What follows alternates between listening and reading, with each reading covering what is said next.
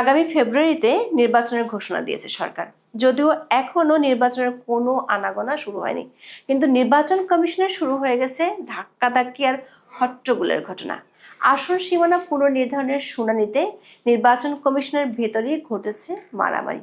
প্রশ্ন হচ্ছে, ইসির কার্যালয়ে যেখানে নিরাপত্তা নেই সেখানে ভোট কেন্দ্রে নিরাপত্তা দিবে কিভাবে? কিংস পার্টি এনসিপি নেতারা কোমর বেঁধে মাঠে নেমেছে বিএনপির বিরুদ্ধে।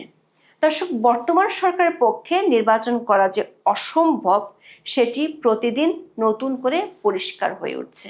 আবার কিংস পার্টি এনসিপি পরিষ্কার জানাচ্ছে ফেব্রুয়ারি নির্বাচনে তারা অংশ নেবে না।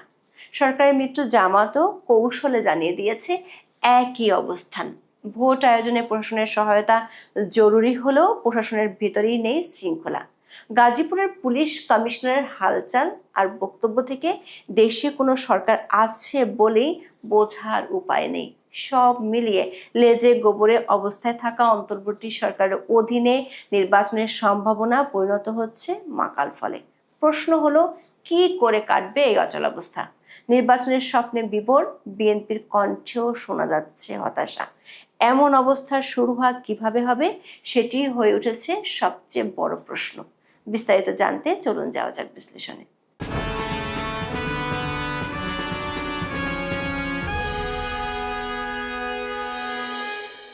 ত্রয়োদশ জাতীয় সংসদ নির্বাচন সামনে রেখে সংসদীয় আসনের সীমানা পুনর্নির্ধারণের উদ্যোগ নিয়েছে নির্বাচন কমিশন।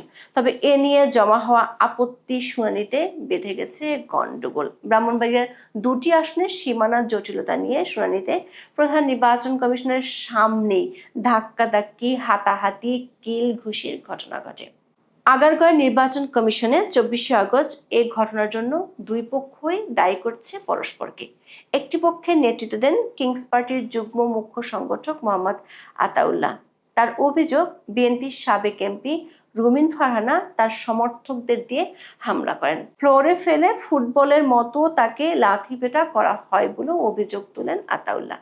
ভিডিওতে দেখা গেছে রুমিন ফারহানা স্টেজের সামনে দাঁড়িয়ে আছেন, পেছনে আতাউল্লাহ নিচে পড়ে আছেন। তাকে কয়েকজন লাথি, কিল, ঘুষি দিচ্ছেন। নিজেকে জুলাই যোদ্ধা পরিচয় দিয়ে ঘটনার মর্মস্পর্শী বিবরণ দেন এনসিপির এই নেতা। তবে আতাউল্লাহর বিরুদ্ধে গুন্ডামির পাল্টা অভিযোগ করেছেন রুমিন ফারহানা। তার দাবি, আতাউল্লাহ পরিচিত মুখ নন, তিনি এনসিপি থেকে এসেছেন না জামাত থেকে এসেছেন সেটি তিনি জানেন না। প্রথমে রুমিন ফারহানাকে ধাক্কা দেওয়া হয়, তারপর তার লোকজন পাল্টা জবাব দিয়েছে।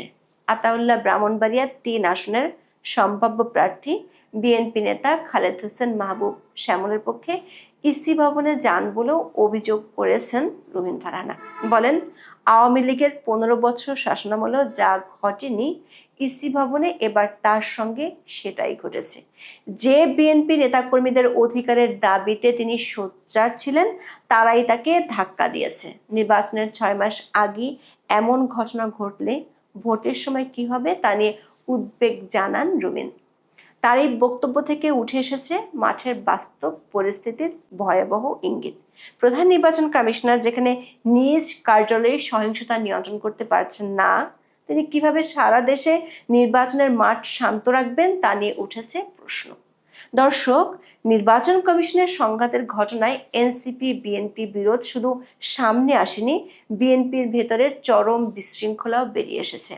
নির্বাচনের সময় যত ঘনিয়ে আসবে এই অবস্থা আরও দেখা যাবে, আর সেটি নিয়ন্ত্রণের কোনো সক্ষমতাই নেই নির্বাচন কমিশন, এমনকি সরকারেরও। ফলে ফেব্রুয়ারিতে নির্বাচন পরিণত হতে যাচ্ছে অধরা এক মরীচিকায়। নির্বাচন কমিশনের ঘটনায় তাৎক্ষণিক হুমকি দিতে দেরি করেননি এনসিপির নেতারা। অতীতে রাজুতিয়ায় ডাক দিয়ে মবের সূচনা করার সার্জিস আলম বিএনপিকে দেখে নেয়ার হুঁশিয়ারি দিয়ে ফেলেছেন। ফেসবুকে তিনি লেখেন, বিএনপি কি আওয়ামী লীগের চরিত্রে ফিরতে চায়? জোর যার মুল্লুক তার বানাতে চায়? এই সুযোগ আর দেয়া হবে না। তবে বিএনপি নেতার পক্ষে এনসিপির আতাউল্লাহ কেন ইসি কার্যালয়ে পেশি শক্তি দেখাতে গেলেন সে ব্যাখ্যা দেননি সার্জিস। কিংস পার্টির অবশ্য ব্যাখ্যা দেওয়ার কোনো প্রয়োজনও পড়ে না।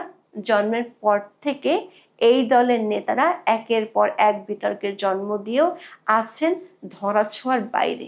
এমনকি নারী নিপীড়নের মতো ভয়াবহ অভিযোগও তারা পাত্তাই দেয়নি। লোক দেখানোর শোকজ নোটিশের মাধ্যমে দায় সারছে দলটি।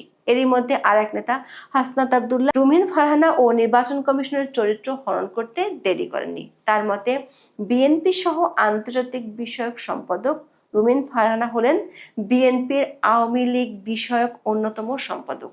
তিনি অভিযোগ করেন আগামী নির্বাচনে বিএনপি কিভাবে ভোট কেন্দ্র দখল করবে তার একটি টেস্ট ম্যাচ হয়ে গেল শুনানিতে এনসিপি নেতা কর্মীদের উপর হামলার মধ্য দিয়ে।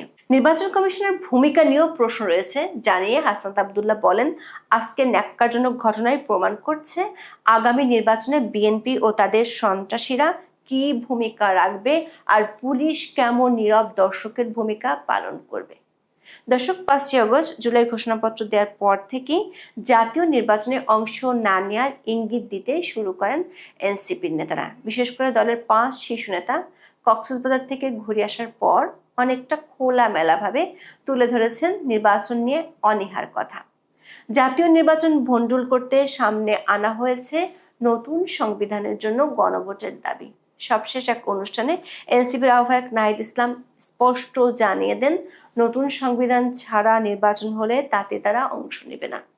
এর আগেও এনসিপির সদস্য সচিব আক্তার হোসেন সহ শীর্ষ অনেক নেতার কণ্ঠে একই ধরনের বক্তব্য শোনা গেছে। মালয়েশিয়াতে বসে নাহিদ ইসলাম তো বলেই দিয়েছেন নির্বাচন সম্ভবত ফেব্রুয়ারিতে হচ্ছে না। প্রশ্ন হলো, নির্বাচন ঠেকানোর ওয়ার্ম আপ হিসেবে কি 24 আগস্ট ব্রাহ্মণবাড়িয়ার বিএনপি নেতার পক্ষে ইসি কার্যালয়কে পেশি শক্তি দেখাতে চেয়েছিলেন এনসিপির আতাউল্লাহ? ঘটনার পর তার পক্ষে সার্জিস ও হাসনাতের তড়িৎ পোস্টও কি এই পরিকল্পনারই অংশ? আবার কিংস পার্টির এমন অবস্থানের পেছনে